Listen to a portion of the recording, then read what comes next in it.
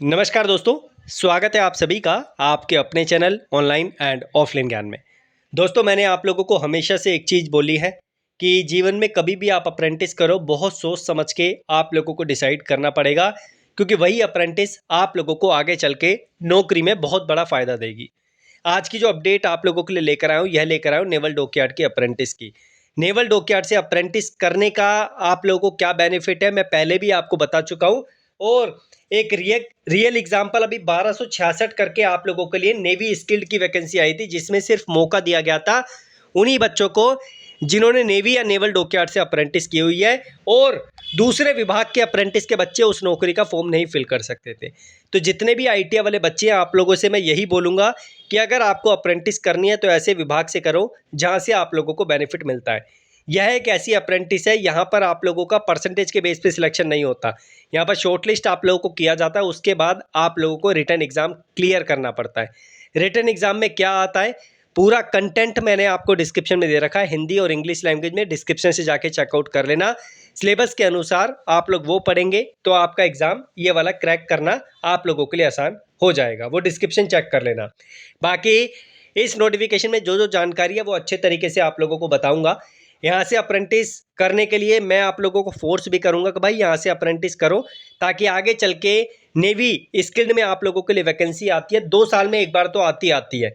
यहाँ पर उन्हीं बच्चों को मौका दिया जाता है जिन्होंने नेवी से अप्रेंटिस कर रखी है, नेवल डॉकयार्ड से अप्रेंटिस कर रखी है। इसमें जो आप लोगों का वैकेंसी का काउंट है 180 के आसपास है। बाकी कैटेगराइजेशन वैकेंसीज का आप लोग देख लेना कितना कितना है। मैं ट्रेड आप लोगों को बता देता हूँ। तो यहाँ पर आप लोगों की एडवांस मैकेनिक इंस्ट्रूमेंट की वैकेंसी है, कोपा है, इलेक्ट्रिशियन है, इलेक्ट्रॉनिक मैकेनिक है, फिटर है, फाउंड्री मैन है, ICTSM है, इंस्ट्रूमेंट मैकेनिक है, मशीनिस्ट है, मरीन इंजन फिटर है, मेसन है।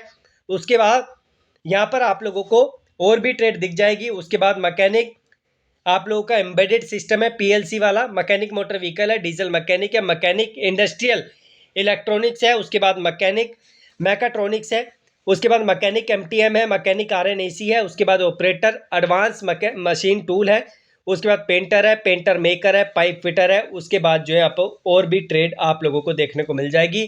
शीट मेटल भी है, वेल्डर भी है, अन्य ट्रेड आप लोग देख सकते हैं। तो ये ट्रेड है। इस वैकेंसी की एक चीज़ मुझे बहुत अच्छी लगती है कि यहाँ पर आप लोगों की एज जो है वो 14 साल से 18 साल होने चाहिए। यानी कि एक 14 साल का बच्चा भी इस अप्रेंटिस का फॉर्म फिल कर सकता है और 18 साल तक आप इसका फॉर्म फिल कर सकते हैं। एक अच्छा आप लोगों के लिए मौका है। आप लोगों से रिक्वेस्ट करूंगा, ऐसे विभाग से अप्रेंटिस करो जहाँ पे जीवन में आप लोगों को नौकरी में आसानी हो जाए।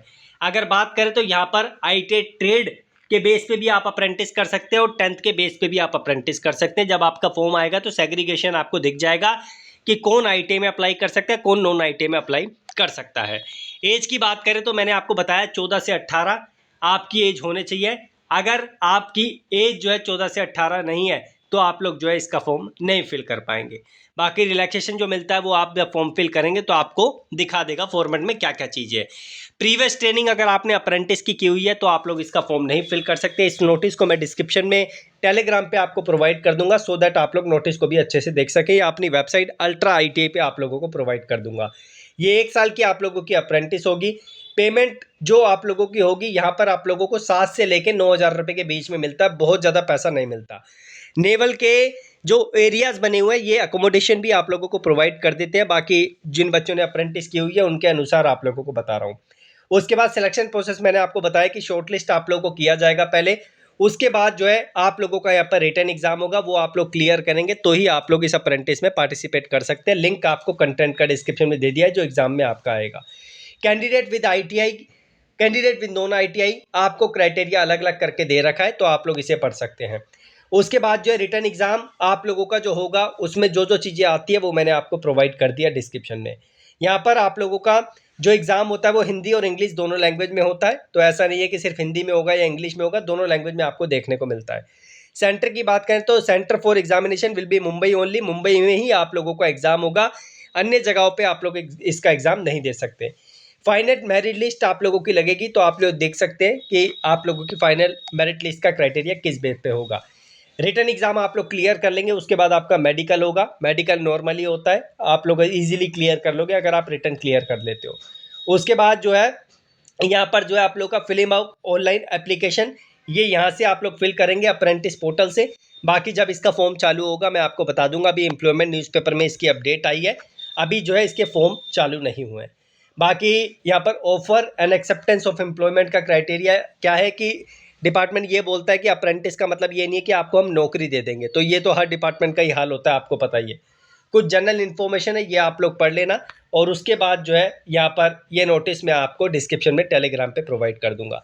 इस विभाग से अप्रेंटिस करने के लिए मैं आपको ज़रूरी फोर्स करूंगा कि भाई करनी है तो ऐसे ही विभाग से करो जिससे कि आपको अन्य विभाग में भी मौका मिले और उस विभाग में भी आपको मौका मिले जहां से आप लोगों ने अप्रेंटिस की हुई है। और नेवी एक ऐसा लोता विभाग है जो अप्रेंटिस के बेस पे आप लोगों को मौका देता है। अभी 1266 जो वैकेंसी आई है ना, उसमें आप देख लेना बड़ी मात्रा में खाली पोस्टें जाएगी। रीज़न क्योंकि इतने बच्चे नेवल डॉकयार्ड से अप्रेंटिस करके बैठे ही नहीं हैं। बाकी कोई क्वेश्चन है आप लोग कमेंट बॉक्स में मेंशन करना, उसका जवाब देने की पूरी कोशिश की जाएगी। ये एक अच्छी जानकारी थी जो मुझे लगता था कि आप लोगों को देने चाहिए, मैंने अपनी साइड से आपको प्रोवाइड कर दिया। स्टिल कोई सवाल आप लोगों को परेशान कर रहा है कमेंट बॉक्स में मेंशन करना। ट्रेड मैंने आपको बता दिया है। नए जितने भी आईटीआई वाले बच्चे हैं जिन्होंने अभी देखा होगा कि आप लोगों का जो है आईटीआई का रिजल्ट भी आना पेंडिंग है, तो आप भी ऐसे विभाग से अप्रेंटिस करो जहां से आपको बेनिफिट मिलेगा। आप लोग अप्लाई कर पाएंगे नहीं कर पाएंगे ये जो है आप लोगों के रिजल्ट के बाद आपको पता चलेगा। अभी थोड़ा सा पेशेंस रखो। अभी वो बच्चे अप्लाई करो जिनका रिजल्ट आ चुका है, सर्टिफिकेट मार्कशीट उनको हाथ में आईटीआई का मिल चुका है। नॉन आईटीआई बेस पे भी अप्लाई कर सकते हैं। और बाकी मैंने आपको बोल ही दिया, कोई सवाल है तो कमेंट में मेंशन करना। टेलीग्राम का लिंक भी मैंने आपको डिस्क्रिप्शन में दे दिया है। धन्यवाद।